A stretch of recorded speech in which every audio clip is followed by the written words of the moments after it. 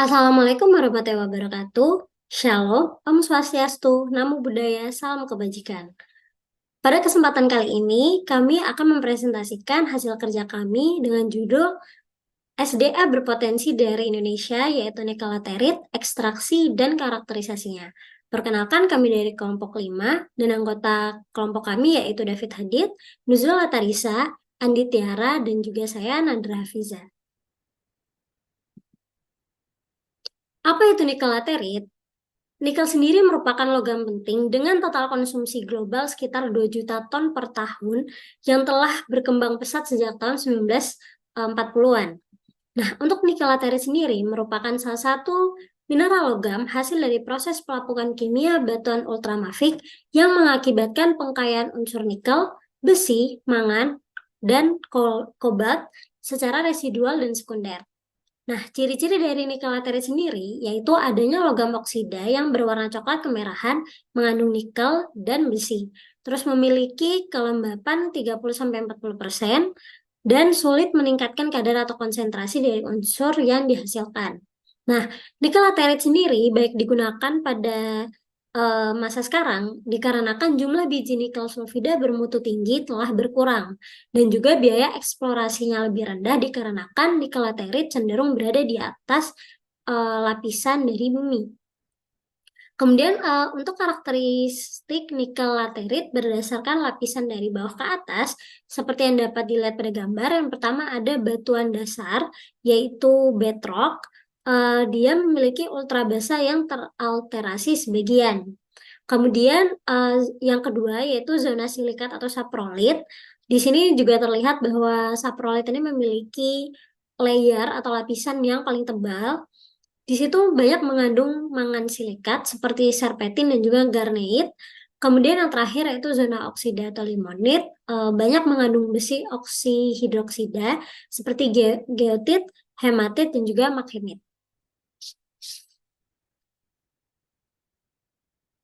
Nah, biji nikel ini sangat banyak atau memiliki sumber yang banyak di Indonesia, contohnya di Sulawesi, di Bangka Belitung, di Maluku, maupun di Papua. Nah, untuk nikel laterit sendiri, dia ada di angka untuk resources-nya adalah 70%, sedangkan nikel sulfida hanya ada 30% di Indonesia. Kemudian, nikel laterit ini dapat menghasilkan nikel 68% dari lapisannya, sedangkan untuk nikel sulfida hanya 32%. Nah, nikel laterit sendiri ya baik digunakan atau diolah adalah di lapisan saprolit dan juga limonit. Untuk lapisan saprolit sendiri, dia mengandung besi kurang lebih 15%, sedangkan nikel lebih dari 1,6%. Banyak penelitian mengatakan atau dapat menyimpulkan bahwa pada lapisan saprolit ini kadar besi yang ada itu lebih rendah, sedangkan kadar nikel yang ada itu lebih tinggi. Nah, sedangkan untuk limonit, kadar besinya ada di sekitar 35%, sedangkan nikelnya dikurang dari 1,6%. Nah, ini dapat disimpulkan bahwa kadar besi yang ada itu lebih besar daripada kadar nikelnya. Nah, saprolit sendiri biasanya diolah menggunakan teknik pirometalurgi, sedangkan limonit menggunakan teknik hidrometalurgi yang akan nanti dijelaskan pada slide berikutnya. Kemudian untuk saprolit sendiri biasanya menghasilkan unsur yaitu ferronikel, kemudian NPI atau nickel pig iron, kemudian ada juga nickel matte. Selanjutnya untuk limonit biasanya akan menghasilkan unsur nikel dan juga kobalt. Selanjutnya adalah penambangan dan ekstraksi. Next. Dari nikel sendiri terbagi untuk penambangannya terbagi menjadi dua, yaitu laterit dan magmatik sulfida. Untuk laterit sendiri dilakukan penambangan secara terbuka atau open pit mining,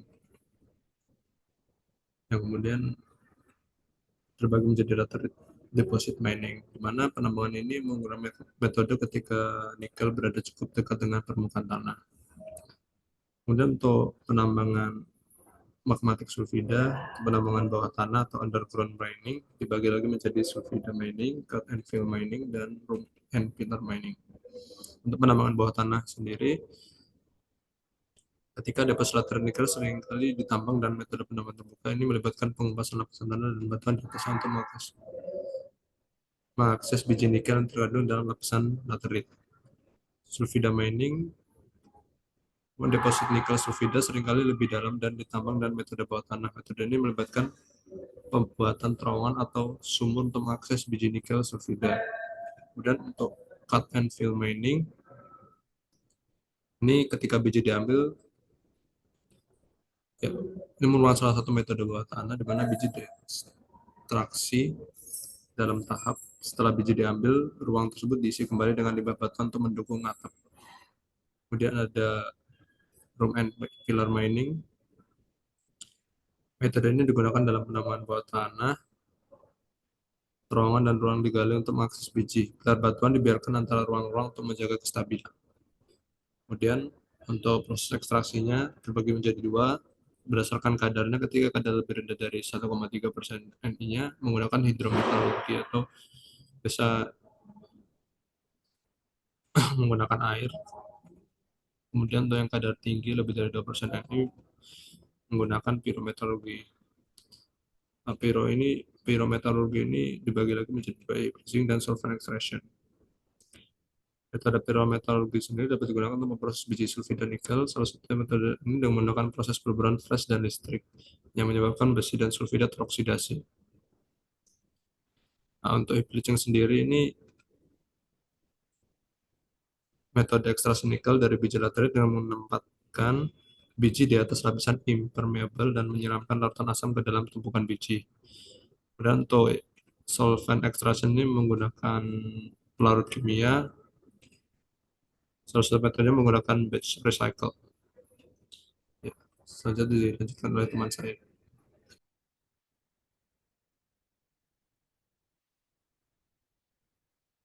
Nah, di sini saya akan menjelaskan tentang hasil dan karakterisasi. Ada XRD, XRF, dan SEM. Untuk material yang dihasilkan, yang didapatkan dari hasil COD atau Crystallography Open Database, itu terdapat magnetik, plain, pyrolit, hyalit, nickel, hazel bodied, iron, dan trolite. Nah, kemudian pada jurnal yang telah kami dapatkan sesuai dengan metode yang dijelaskan oleh teman saya tadi, itu terdapat yaitu ketika dianalisis XRD terdapat geotit, hematit, gipsit, quartz, tuff, wizardite, enstatite, dan olivine.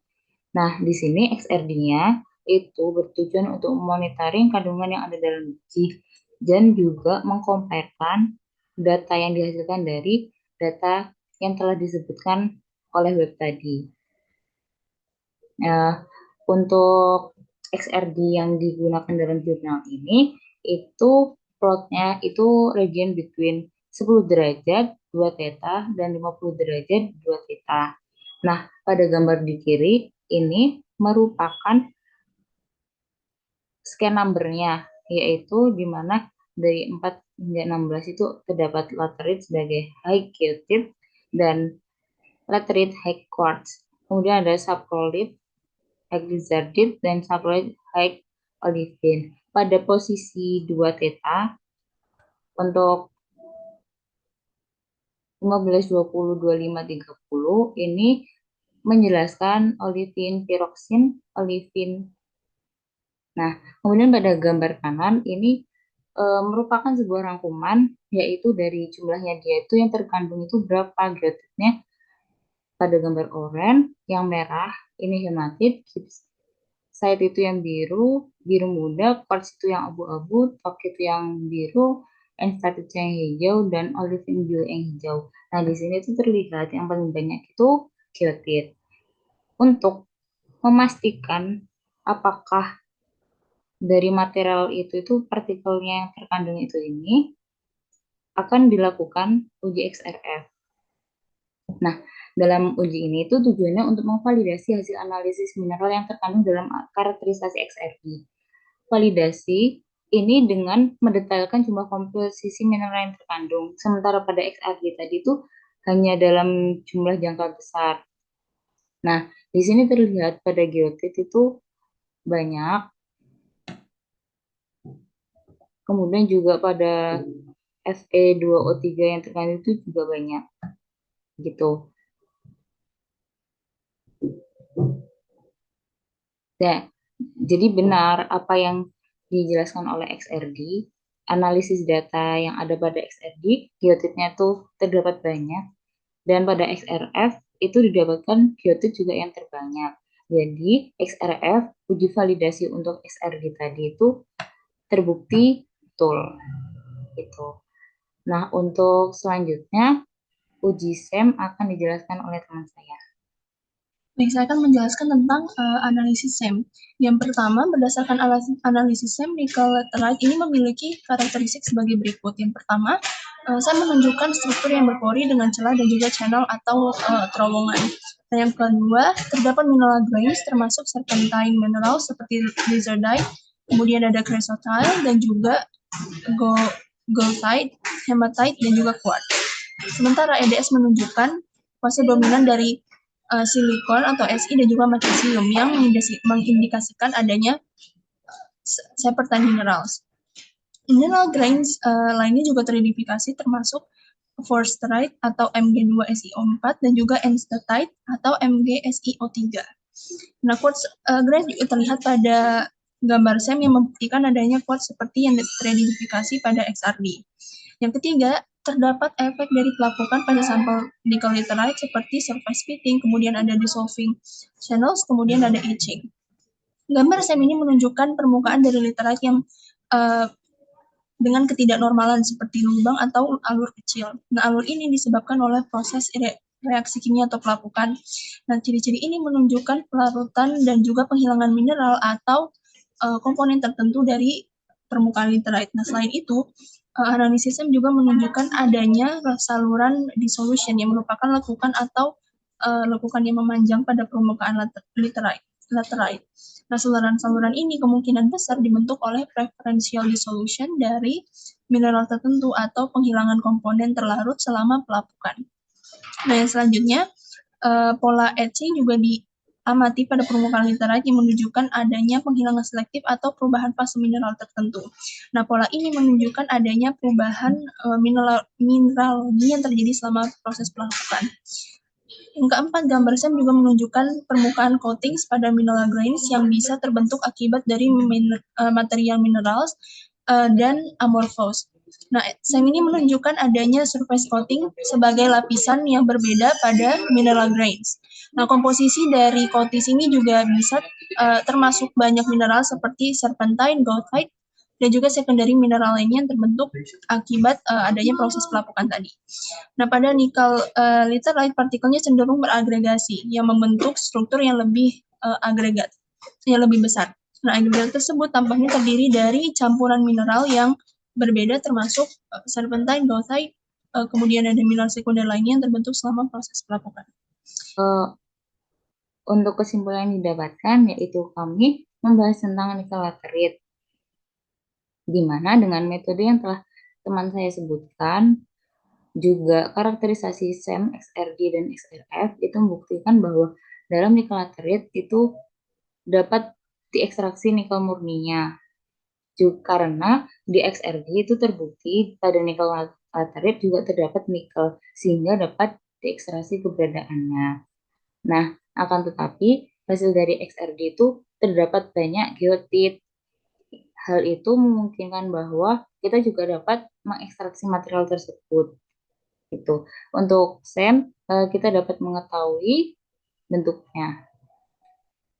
Sekian untuk referensi sudah tertera pada setiap slide. Terima kasih atas perhatiannya. Assalamualaikum warahmatullahi wabarakatuh.